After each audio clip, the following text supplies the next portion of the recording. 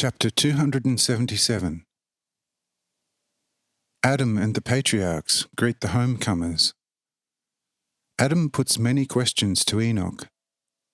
Enoch's admonition to patience. Pura and Naomi meet the unknown man from the midday region.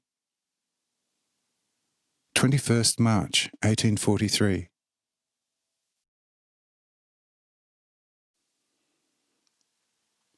After a time of 2 turns of the shadow, all those summoned arrived, and our old Adam was one of the first to dash to Enoch. After loving greetings had been exchanged, and the patriarchs had almost crushed each other for love and excessive joy, Adam asked Enoch, saying, "O you, my above all beloved Enoch, and also you, my Kisahel, you, Sethlehem, and you, Joram, and you, Hil, Baal, Julil, and Darrell, do tell me everything, one after another, how you fared in the lowlands, how Lamech behaved, and about all the pleasing things that happened. Did the grace and love of the eternal, Holy Father never forsake you? Did none of you let himself be enticed by the women of the lowlands? What happened to the said tablet which Lamech had treated so abominably, according to the Holy Father? Did you not perceive my incessant prayer and blessing in the lowlands? For while you were staying in the lowlands, I had no peace and quiet day and night. I could not stand being in my house, but spent the whole time in the Father's height, praying for you, and for the lowlands, and blessing you continually. Most of the others did the same thing with me, and I must tell you, it was particularly Naomi who entreated the Holy, Almighty, good Father almost incessantly for the healing of her physical father, Lamech, of the lowlands. And that continually, and with the most touching words coming from the heart, which I myself could not listen to without being deeply moved. Likewise did also Horrid and the 2 wives of Lamech, who also came to us on the height, and who have been in our midst continually during your absence. Still, my most beloved Enoch, I must kindly mention poor Pura, the maiden from the lowlands. This child greatly amazed us all. Indeed, unless someone has seen it, he cannot believe it. You know how horribly Lamech dealt with her parents and relatives.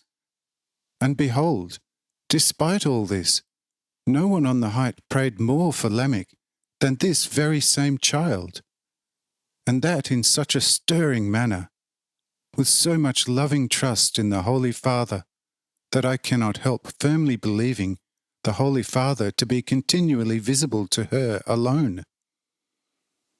And I could not help regarding her literally as a true daughter of the Holy Father. Truly, Enoch, had you seen and heard her like this, you would have come to the same conclusion. For this reason, I have taken this child into my house, and have now taken her along just as you are seeing her, Pura, the editor, here, so that she may learn from your mouth how matters stand with the lowlands, for which she has been praying so much and sending so many sighs to the Holy Father. Behold, dearest Enoch, and you others who were sent to the lowlands before Enoch, this is what happened on the height during your absence. I, the still living earthly father of all of you, have told you this so that you may rejoice. Therefore, give me in turn the pleasure deeply longed for many a day and night, and reveal to me what I have asked you about, but only in accordance with the Holy Father's will. Amen. Here, Adam blessed again Enoch and all the others present, And Enoch opened his mouth and said to Adam and to all the others, Listen, Father Adam, and you, all my fathers and children.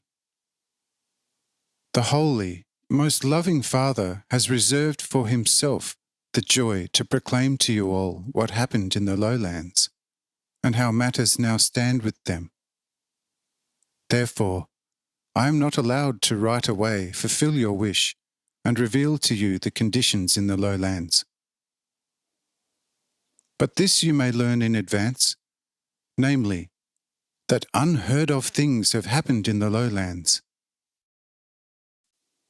Indeed, I tell you, things of which we on the height have never dreamt. Of this you can be fully assured.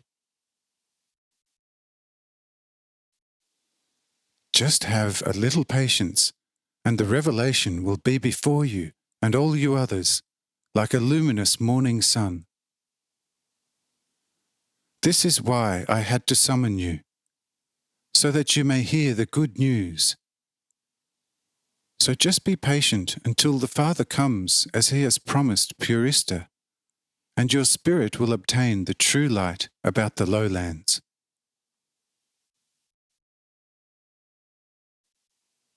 Let us now enter the hut of Purista, to which we are summoned. However, according to the given law, no female shall enter the same except the mother Eve, and so the other women, including Naomi and Pura, shall in the meantime go into Uranion's hut. But you, glorious Purista, lead us now into the hut of the Lord's love. Amen.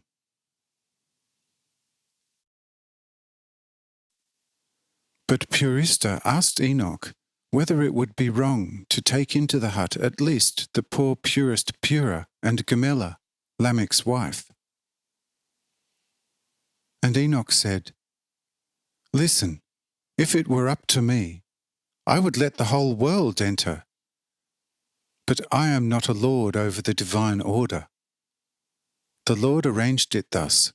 Therefore, we must do his will in everything, until such time when he himself will decree otherwise. Thus it depends not on me, but solely on the Lord, whether or not the women are allowed to enter this hut. Therefore, we do what we were bidden, and the Lord will then do according to his pleasure. Amen. And so the patriarchs, led by Purista, entered the hut, but the women remained outside, except for Eve. But Pura took a little walk with Naomi, and both entreated God and, resigning themselves to their fate, sacrificed their pious curiosity to the Lord, and amid sighs, glorified and praised the Father full of love, grace and mercy.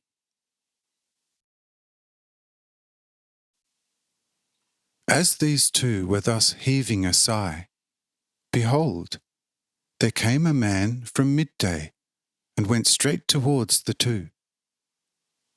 When the latter noticed this, they wanted to flee, but the man went after them and soon overtook them.